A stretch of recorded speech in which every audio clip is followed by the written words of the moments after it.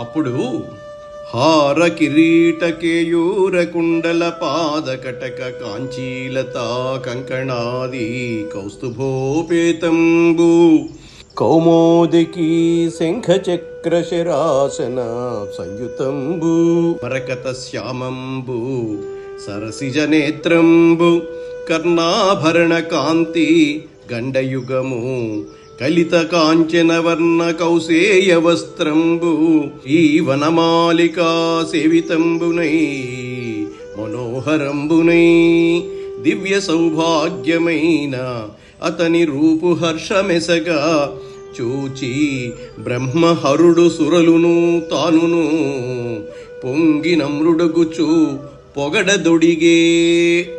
అంతటా వారి యందు కరుణతో ఆ దేవాదిదేవుడు ఈ విధంగా దర్శనమిచ్చాడు. హారములు, కిరీటము, భుజకీర్తులు, కుండలములు, పాదములకు అందెలు, మలనూలు, కంకణములు, కౌస్తుభరత్నము, కౌమోదికి, శంఖము, చక్రము, ధనుస్సు వీటితో కూడి దర్శనమిచ్చాడు. మరకతమణిని పోలిన వంటి నల్లని శరీరఛాయ, కమలముల వంటి కన్నులు, కర్ణాభరణముల కాంతి వైభవంగా ప్రకాశిస్తున్నాయి. పసిడి కాంతులతో పట్టు వస్త్రము, కంఠమందు వనమాల వెలుగొందుతున్నాయి.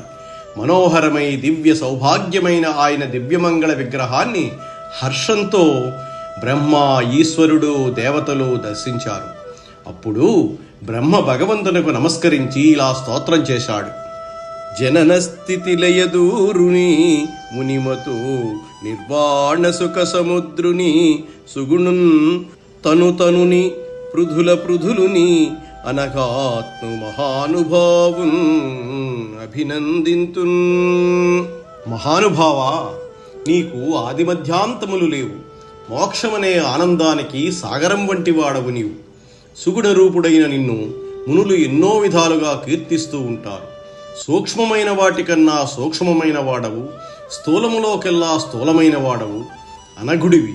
అటువంటి నిన్ను నేను స్తుతిస్తున్నాను. పట్టులేక బహుకార విపన్న చిత్తులమైతిమి, మేము ఎట్టకేలకు నిన్ను కంటిమి.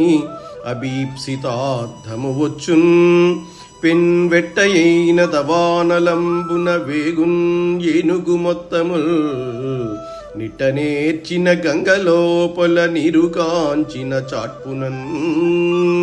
ఓ మహానుభావా, ఆధారం కోల్పోయి మేము కష్టాల కడిలిలో చిక్కుకున్నాము. దావాననంలోని కార్చిచ్చు ధాటికి తప్పించిపోతూ ఉన్న ఏనుగుల సమూహానికి శీతల గంగాజలాలను చూడగానే ఉపశమనం కలిగినట్లుగా నిన్ను చూడగానే మా తాపం చల్లారింది. ఇక మా అభీష్టాలు అన్నీ సిద్ధిస్తాయి.